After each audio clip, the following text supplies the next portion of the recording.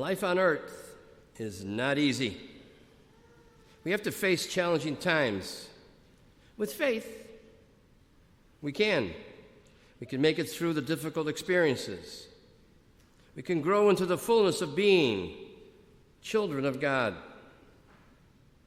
In our first reading this morning, the author of the letter to the Hebrews compares the persecution and trials of this life to a form of discipline that a loving parent imposes on their child. Our first reading speaks of the hardship of discipline, but discipline also has a positive effect for those going through it. Yes, discipline is painful at the time of receiving it. It truly is a means of educating and making one wiser and stronger if done appropriately. Discipline is a learning device.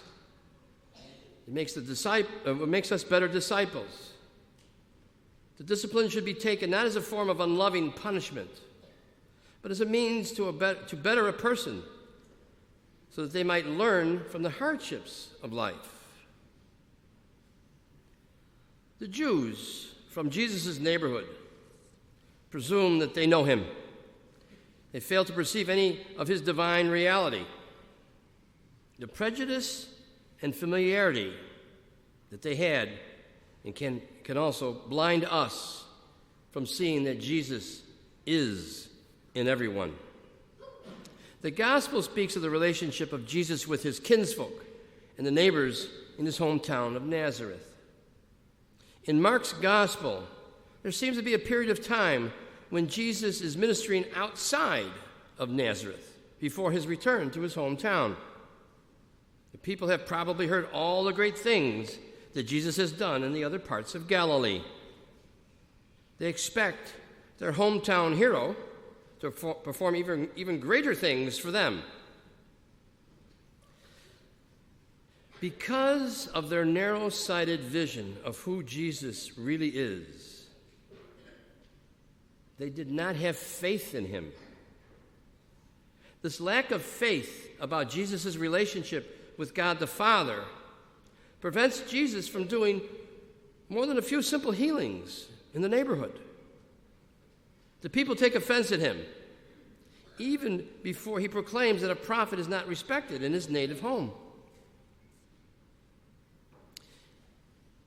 It's kind of hard to imagine that the creator of the heavens and earth would be hindered by anything if he wanted to execute his might.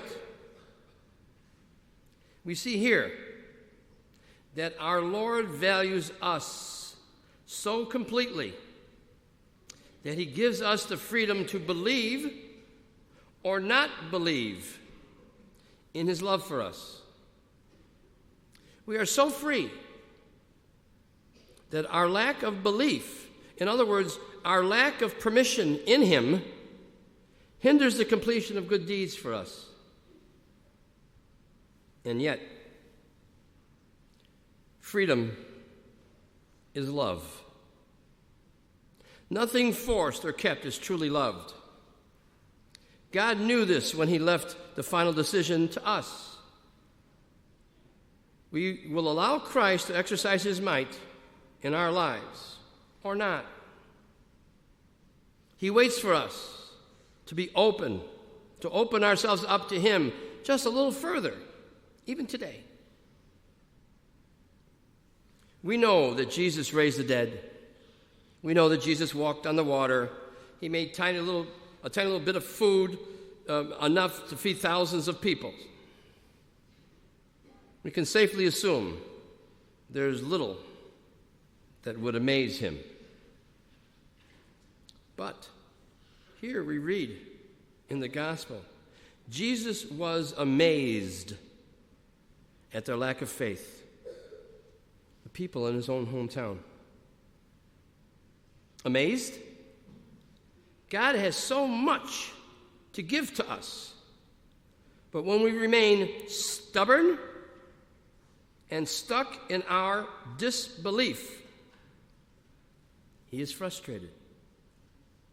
We can pray, therefore. Pray for God to move our heart as the centurion did. Lord, help my unbelief. Faith is a gift from God.